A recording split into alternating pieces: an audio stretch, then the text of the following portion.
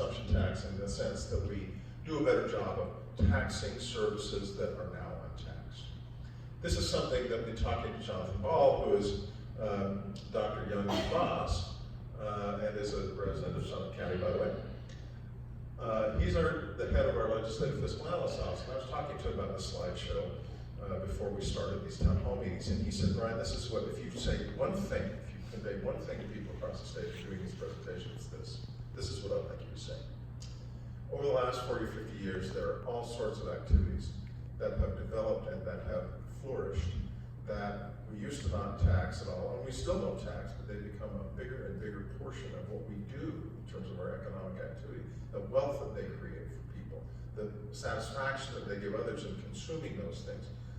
You've got to make a decision as a policymaker up at the Capitol, I'm telling you, with my hat on as the head of legislative fiscal analyst and your chief budget advisor, you've got to make a decision about whether you want that to continue or not. Because if you allow it to continue, that's fine, but you're basically strangling the general fund and the sales tax. I get that point. And that's one of the things that HB 441, sponsored by my good friend, Representative Tim Quinn, where he represents, let me think about this. He represents someplace right around here. He was the sponsor of a bill that would have put that whole thing, expanded that whole base. And look, I kid Tim, he's a good friend. My hat's off to Tim for taking this on. This is a tough issue, and it doesn't have a lot of upside politically, quite honestly. And my hat's off to the speaker, to the president, for their willingness to support him in taking it on, and to the governor talking about it. I think we needed to educate people about why we were doing it, and that's part of what we're doing tonight. More before we jumped right into the middle of it in the last session. But I do appreciate the fact that we're talking about it more. It's important that we do that. If we did increase this taxation of services in the way that HB 441 would have done, it would have added an enormous amount of economic activity to the tax base for the state of Utah. It would have added greater stability. You can say what you like, you can say you don't like it, it's a terrible idea, or you can say it's a great idea, but the reality is that from a fiscal analyst perspective, the Jonathan Ball perspective of the world, when he's advising us, he says, one thing it would give you is greater stability and greater predictability for the future in terms of what money comes into the state tax base.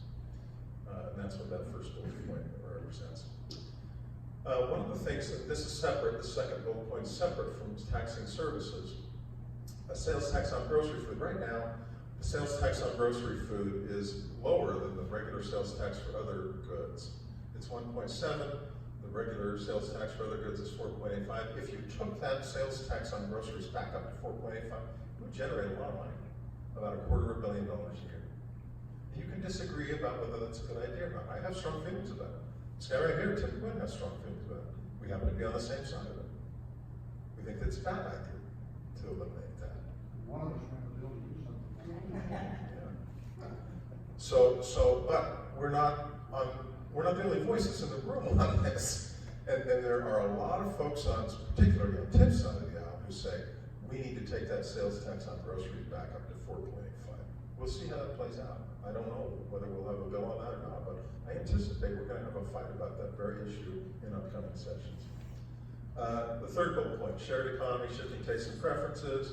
This is what the point that Jonathan Ball wanted me to make, and I've talked about. So if you do this, what we're talking about here, the people who would be currently impacted, the industries and businesses that would be impacted are currently untaxed services and economic sectors. It's important that people understand that, and they do many times, and that's why they're so unhappy. They were so unhappy about HB 441, and why it's relatively controversial. Next.